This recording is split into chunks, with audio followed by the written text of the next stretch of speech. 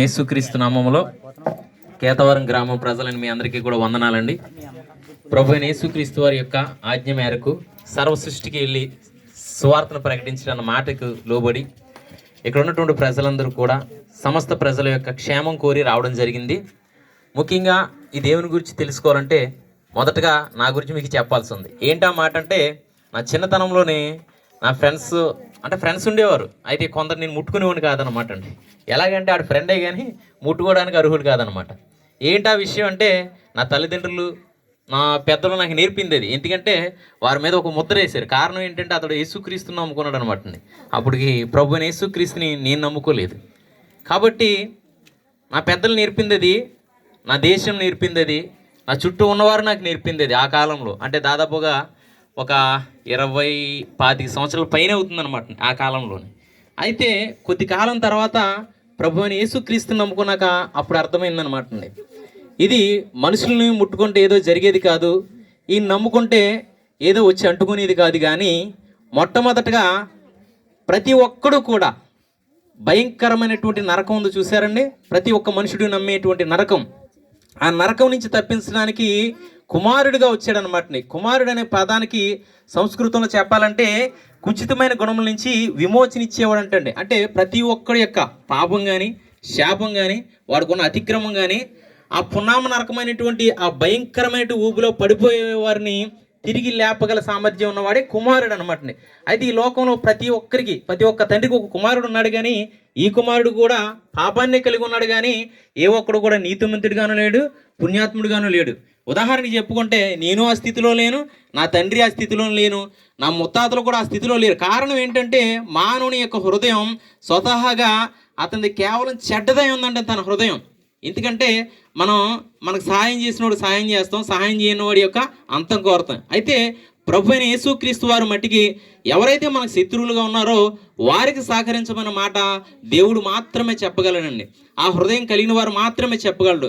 కాబట్టి నిన్ను వలె నీ పొరుగు వారిని ప్రేమించని దేవుడు తెలియజేశాడు అనమాట. అవునండి, ఈరోజు ప్రభువైన యేసుక్రీస్తుని మేము నమ్ముకున్నాం కాబట్టి అతడు మాకు కుమారుడిగా అనుగ్రహించబడ్డాడు. కాబట్టి 2024 సంవత్సరాల క్రితం అనేక గ్రంథాల్లో తెలియజేయబడినటువంటి ఆ కుమారుడు మాకు యేసుక్రీస్తుగా వచ్చి ఆ కుచితమైన గుణం నుంచి, అంటే ఆ భయంకరమైన పునామ నరకం నుంచి తప్పించడానికి వచ్చిన ఏకైక కుమారుడని మేము విశ్వాసం ఉంచామండి.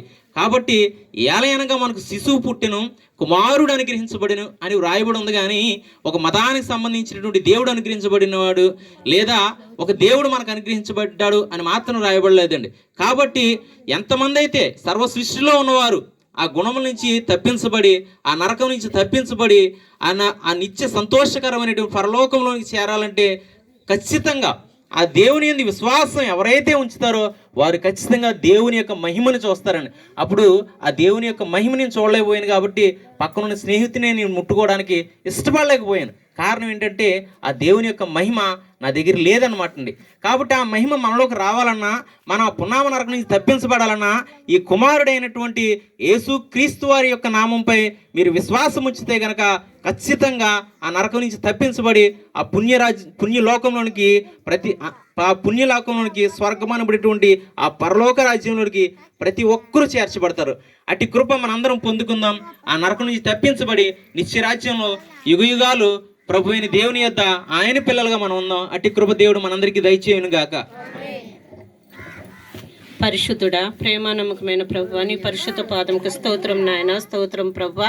ఈ కేతావారి పాలెం గ్రామంని దీవించి ఆశీర్వదించి ప్రభువా, మరొక్కసారి ఇక్కడ ఈ విధముగా సువార్త చేయటానికి ప్రభువా నీ కృప ఇచ్చినందుకు నీకు వందనాలు ప్రభువా, నీకు స్తోత్రాలు.